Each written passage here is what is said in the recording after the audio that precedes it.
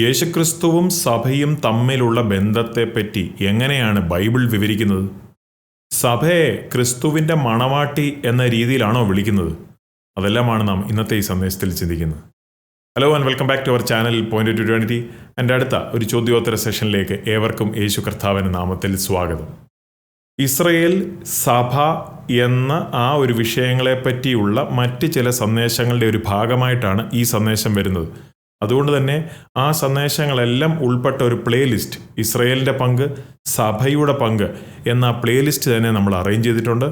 അത് നിങ്ങൾ ക്ലിക്ക് ചെയ്ത് കാണുമെങ്കിൽ മറ്റ് ഇതുമായിട്ട് ബന്ധപ്പെട്ടിട്ടുള്ള മറ്റുള്ള സന്ദേശങ്ങളും നിങ്ങൾക്ക് പഠിക്കുവാൻ സാധിക്കും. ആ പ്ലേലിസ്റ്റിൻ്റെ ലിങ്ക് താഴെ ഡിസ്ക്രിപ്ഷനിൽ കൊടുത്തിട്ടുണ്ട്. ദൈവം ഇസ്രയേലിനെയും സ്നേഹിക്കുന്നു, ദൈവം യേശുവിൻ്റെ സഭയെയും സ്നേഹിക്കുന്നു.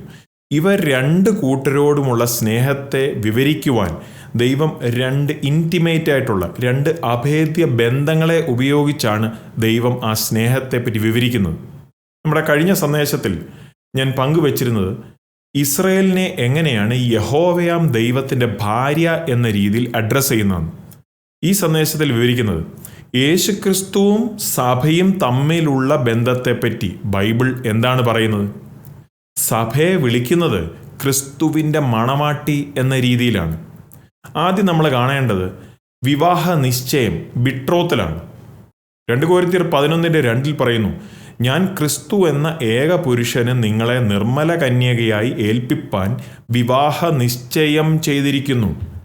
അപ്പോൾ ക്രിസ്തുവിനോട് വിവാഹ നിശ്ചയം ചെയ്തിരിക്കുകയാണ് യേശുവിൻ്റെ സഭയെ. അപ്പം വിവാഹത്തിന് മുമ്പാണ് വിവാഹ നിശ്ചയം, ബിട്രോത്തൽ. ആ ഒരു ചടങ്ങിൽ വെച്ചാണ് നീ എൻ്റേതാണ് എന്നൊക്കെയുള്ള പ്രഖ്യാപനം നടത്തുന്നത്. പക്ഷേ വിവാഹവും വിവാഹത്തിൻ്റെ സെലിബ്രേഷനും ആ നിശ്ചയത്തിനൊക്കെ ശേഷമാണ് സംഭവിക്കുന്നത്.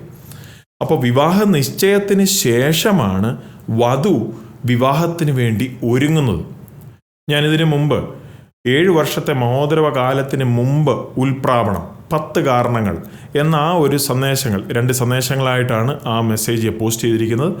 അതിലെ ഒരു കാരണമായിട്ടുള്ള രീതിയിൽ ഞാൻ എക്സ്പ്ലെയിൻ ചെയ്യുന്നുണ്ട് യഹൂദ വിവാഹത്തിൻ്റെ ആ പാറ്റേൺ. അതിൽ എങ്ങനെയാണ് വിവാഹ നിശ്ചയം, അതിനുശേഷം വിവാഹത്തിന് വേണ്ടിയുള്ള ഒരുക്കം, അതെല്ലാം ഒരു ജൂയിഷ് കോണ്ടെക്സ്റ്റ്, ഒരു യഹൂദ പശ്ചാത്തലത്തിൽ നിന്നുകൊണ്ട് എങ്ങനെയാണെന്നുള്ളത് ഞാൻ എക്സ്പ്ലെയിൻ ചെയ്യുന്നുണ്ട്.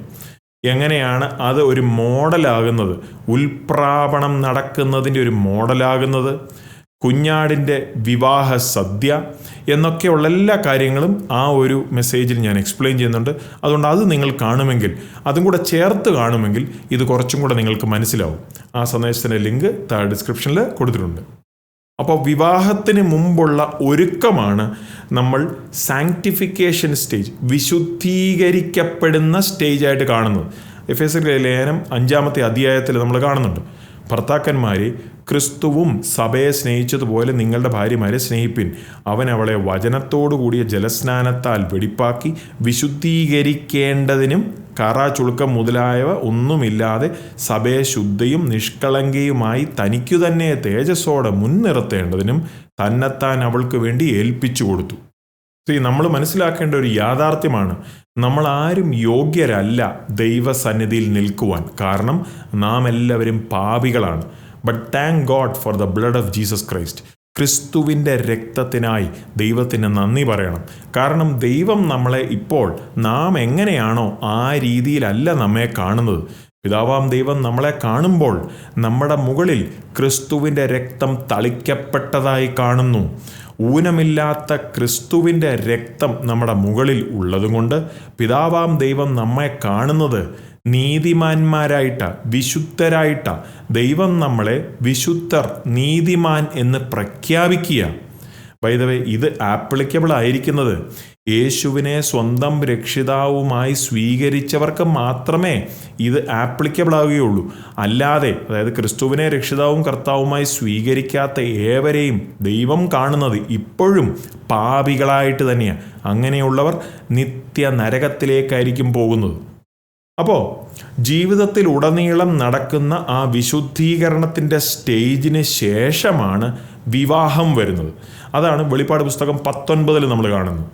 വെളിപ്പാട് 19:6-8 വരെയുള്ള വാക്യങ്ങളിൽ, അപ്പോൾ വലിയ പുരുഷാരത്തിൻ്റെ ഘോഷം പോലെയും പെരുവെള്ളത്തിൻ്റെ ഇരച്ചിൽ പോലെയും തകർത്ത ഇടിമുഴക്കം പോലെയും ഞാൻ കേട്ടത്, ഹല്ലേലൂയ, സർവശക്തിയുള്ള നമ്മുടെ ദൈവമായ കർത്താവ് രാജത്വം ഏറ്റിരിക്കുന്നു. നാം സന്തോഷിച്ചുല്ലസിച്ച് അവന് മഹത്വം കൊടുക്കുക. കുഞ്ഞാടിൻ്റെ കല്യാണം വന്നുവല്ലോ, അവൻ്റെ കാന്തയും തന്നെത്താൻ ഒരുക്കിയിരിക്കുന്നു. അവൾക്ക് ശുദ്ധവും ശുഭ്രവുമായ വിശേഷ വസ്ത്രം ധരിപ്പാൻ കൃപ ലഭിച്ചിരിക്കുന്നു. ആ വിശേഷ വസ്ത്രം വിശുദ്ധന്മാരുടെ നീതിപ്രവർത്തികൾ തന്നെ. അപ്പോൾ അവിടെ കാണുന്നത് വിശുദ്ധർ എന്നൊരു പദപ്രയോഗം കാണുന്നുണ്ട്. ആരാണ് വിശുദ്ധർ? നിങ്ങൾ യേശുവിനെ രക്ഷിതാവും കർത്താവുമായി സ്വീകരിച്ചുവെങ്കിൽ ബൈബിൾ വിളിക്കുന്നു നിങ്ങൾ ഒരു വിശുദ്ധനാണ്, നിങ്ങളൊരു വിശുദ്ധയാണ്. അതാണ് ബൈബിൾ യേശുവിൽ വീണ്ടും ജനിച്ച ഏതൊരു ദൈവപൈതലിനെയും വിളിക്കുന്നത് വിശുദ്ധൻ, സെയിൻറ്റ് എന്നാണ് വിളിക്കുന്നത്. അല്ലാതെ ചില സഭാവിഭാഗങ്ങളെ പോലെ മരണശേഷം ചിലരെ മാത്രം വിളിക്കുന്ന ഒരു പദപ്രയോഗമല്ല. ബൈബിൾ പറയുന്ന സത്യം, യേശുവിനെ സ്വന്തം രക്ഷിതാവും കർത്താവുമായി സ്വീകരിക്കുന്ന ഏതൊരു വ്യക്തിയെയും ബൈബിൾ വിളിക്കുന്നത്, ദൈവം കാണുന്നത് വിശുദ്ധൻ, വിശുദ്ധ എന്നാണ്. അതുകൊണ്ടല്ലേ പൗലോസ് തൻ്റെ ലേഖനങ്ങളൊക്കെ എഴുതുമ്പോൾ, ഉദാഹരണത്തിന് എഫേസ്യർ, ഫിലിപ്പിയർ ഒക്കെ ലേഖനങ്ങൾ എഴുതുമ്പം അവിടെയുള്ള സഭാംഗങ്ങളെ എങ്ങനെയാണ് അഡ്രസ്സ് ചെയ്യുന്നത്? വിശുദ്ധർ എന്നാണ് അഡ്രസ്സ് ചെയ്യുന്നത്. ഇനി വെളിപ്പാട് പുസ്തകം 19:9 ബൈബിൾ പറയുന്നു, പിന്നെ അവൻ എന്നോട്, കുഞ്ഞാടിൻ്റെ കല്യാണ സദ്യയ്ക്ക് ക്ഷണിക്കപ്പെട്ടവർ ഭാഗ്യവാന്മാർ എന്ന് എഴുതുക എന്ന് പറഞ്ഞു. ഇത് ദൈവത്തിൻ്റെ സത്യവചനമെന്നും എന്നോട് പറഞ്ഞു. അപ്പോൾ സഭ അല്ലെങ്കിൽ ക്രിസ്തുവിൻ്റെ മണവാട്ടി ആ വലിയ വിവാഹ ദിവസത്തിനായി ഒരുക്കിക്കൊണ്ട് തന്നെ വരികയാണ്. ആ വിവാഹം ഇവിടെയല്ല നടക്കുന്നത്, വിവാഹം സ്വർഗത്തിലാണ് നടക്കുന്നത്. പക്ഷേ ആ വിവാഹത്തിൻ്റെ ആഫ്റ്റർ മാരേജ് പാർട്ടി, വിവാഹത്തിന് ശേഷമുള്ള പാർട്ടിയുടെ ഒരു ഭാഗം ഈ ഭൂമിയിലായിരിക്കും. പക്ഷേ വിവാഹം സ്വർഗത്തിൽ തന്നെയായിരിക്കും. ഞാൻ പറഞ്ഞ എപ്പിസോഡ് നിങ്ങൾ കാണുമെങ്കിൽ നിങ്ങൾക്ക് മനസ്സിലാക്കുവാൻ സാധിക്കും, 7 വർഷത്തെ മോതിരവകാലം ഇവിടെ ഈ ഭൂമിയിൽ നടക്കുമ്പോഴാണ് കുഞ്ഞാടിൻ്റെ വിവാഹം അല്ലെങ്കിൽ യേശു കർത്താവുമായിട്ടുള്ള സഭയുടെ വിവാഹം, അലങ്കൃത ഭാഷയാണ്, അത് സ്വർഗത്തിൽ നടക്കുന്നത്. അതായത് ആ കാലയളവിലാണ് സ്വർഗത്തിൽ നടക്കുന്നത്. നിങ്ങൾ ആ സന്ദേശം കാണുമെങ്കിൽ നിങ്ങൾക്ക് മനസ്സിലാവും. അതുകൊണ്ട് യേശുവിനോട് വിവാഹ നിശ്ചയം ചെയ്തിരിക്കുന്നവർ യേശുവിനോട് വിവാഹിതരാകണമെങ്കിൽ, അലങ്കൃത ഭാഷയായിട്ടാണ്, അങ്ങനെ ആകണമെങ്കിൽ യു ബെറ്റർ ബി റാപ്ചേർഡ്, ഉൽപ്രാവണത്തിൽ എടുക്കപ്പെടുവാൻ ഉത്സാഹിക്കണം. അങ്ങനെ ക്രിസ്തുവിനോടൊപ്പം ആയിരിക്കുവാൻ ഉത്സാഹിക്കണം. പിന്നെ ദൈവം തൻ്റെ സഭയ്ക്ക്, അതായത് ക്രിസ്തുവിൻ്റെ മണവാട്ടിയായ യേശുവിൻ്റെ സഭയ്ക്ക് വേണ്ടി ഒരു നിത്യവാസസ്ഥലം ഒരുക്കിക്കൊണ്ടിരിക്കുകയാണ്. വെളിപ്പാട് പുസ്തകം 21:9-26 വരെയുള്ള വാക്യങ്ങളിൽ ബൈബിളിൽ വിവരിക്കുന്നത് പുതിയ യെരുശലേമിനെ പറ്റിയാണ്. അതായത് ദൈവം തൻ്റെ സഭയ്ക്ക് വേണ്ടി ഒരുക്കുന്ന നിത്യവാസസ്ഥലത്തിൻ്റെ ഒരു ഭാഗമാണ് പുതിയ യെരുശലേം. നിങ്ങൾ അതിനെപ്പറ്റി കൂടുതൽ മനസ്സിലാക്കണമെങ്കിൽ സ്വർഗം എങ്ങനെയുള്ളത് 5 വസ്തുതകൾ, ആ സന്ദേശം ഇതിനു മുമ്പ് ഞാൻ പോസ്റ്റ് ചെയ്തിട്ടുണ്ട്. അതിൽ ഞാൻ ആ സ്വർഗത്തെപ്പറ്റിയുള്ള വിവരണങ്ങളെല്ലാം തന്നെ ഡീറ്റെയിൽഡായി എക്സ്പ്ലെയിൻ ചെയ്യുന്നുണ്ട്. ആ സന്ദേശത്തിൻ്റെ ലിങ്കും താഴെ ഡിസ്ക്രിപ്ഷനിൽ കൊടുത്തിട്ടുണ്ട്. അപ്പോൾ നമ്മളവിടെ സ്വർഗത്തിൽ കാണുന്നത് എല്ലാ തരത്തിലുമുള്ള വിലപിടിപ്പുള്ള കല്ലുകളും മുത്തുകളും.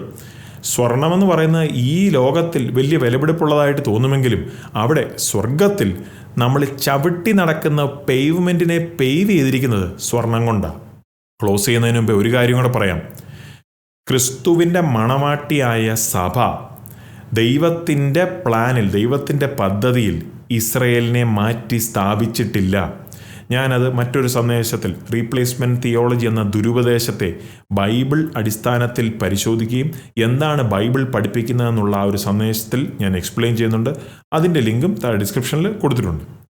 അപ്പോൾ ദൈവത്തിന് 2 ഗ്രൂപ്പ്സ് ഓഫ് പീപ്പിളേ ഉള്ളൂ, 2 കൂട്ടരേ ഉള്ളൂ ഈ ലോകത്തിൽ ദൈവത്തിൻ്റെ സാക്ഷിയായിട്ട്. ഒന്ന് ഇസ്രയേലിനെ വിളിക്കുന്നത് യഹോവയുടെ ഭാര്യ എന്നാണ്. രണ്ടാമത് യേശുവിൻ്റെ സഭയെ വിളിക്കുന്നത് ക്രിസ്തുവിൻ്റെ മണവാട്ടി എന്നാണ്. ഇസ്രയേലിലൂടെയും സഭയിലൂടെയും നാം ദൈവത്തിൻ്റെ സ്വഭാവം മനസ്സിലാക്കുന്നു. എന്താണ് ദൈവത്തിൻ്റെ സ്വഭാവം? ദൈവം സ്നേഹമുള്ള ദൈവമാണ്. അപ്പോൾ തന്നെ താൻ സ്നേഹിക്കുന്ന ഇസ്രയേലായാലും സഭയായാലും ആ സ്നേഹം നിമിത്തം താൻ അസൂയുള്ളൊരു ദൈവമാണ്. പിന്നെ നമ്മൾ മനസ്സിലാക്കുന്നത് ദൈവം ക്ഷമിക്കുന്ന ദൈവമാണ്. അപ്പോൾ തന്നെ ദൈവം is A God of restoration. ദൈവം പുനഃസ്ഥാപിക്കുന്ന ദൈവമാണ്. ഈ ഒരു സന്ദേശം നിങ്ങൾക്കൊരു അനുഗ്രഹമായി എന്ന് വിശ്വസിക്കുന്നു. ആയെങ്കിൽ മറ്റുള്ളവർക്കും കൂടെ ഷെയർ ചെയ്ത് കൊടുക്കുക. God bless. നിങ്ങൾക്ക് ഈ സന്ദേശം ഒരു അനുഗ്രഹമാകുന്നെങ്കിൽ ലൈക്ക് ചെയ്യാൻ മറക്കരുത്. നിങ്ങൾ സബ്സ്ക്രൈബ് ചെയ്തിട്ടില്ല എങ്കിൽ സബ്സ്ക്രൈബ് ചെയ്യാനും ചേർന്ന് കാണുന്ന ബെൽ ഐക്കണും പ്രസ് ചെയ്ത് സബ്സ്ക്രൈബ് ആവുമെങ്കിൽ നിങ്ങൾക്ക് ഇപ്രകാരമുള്ള അപ്ഡേറ്റുകളും ബൈബിൾ സ്റ്റഡി സെഷനുകളും എല്ലാം ഇതേ ചാനലിൽ എപ്പോഴൊക്കെ അപ്ലോഡ് ആകുമോ നിങ്ങൾക്കത് നോട്ടിഫിക്കേഷനായി ലഭിക്കുന്നതായിരിക്കും.